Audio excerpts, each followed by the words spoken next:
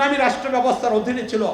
1250 বছর ইতিহাস যেমনি ভাবে উজ্জ্বল, ঠিক ভারতের ইতিহাসের দিকে যদি তাকায় তাহলে আমরা এই জায়গায় দেখতে পাবো যে এই অঞ্চলগুলো ছায়া ইসলামী রাষ্ট্রের অধীনে পরিচালিত হয়েছে।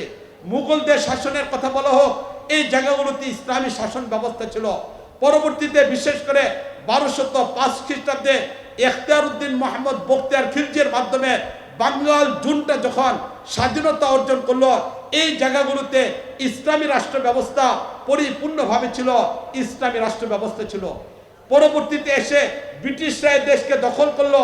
এই দেশ দখল করার পরে যখন আন্দোলন গতিশীল হলো, এই আন্দোলনের পরে ভারত থেকে আলাদা রাষ্ট্র হওয়া, পাকিস্তান তৈরি হওয়া, এটা ছিল ইসলামের উপর স্লোগান দিয়ে।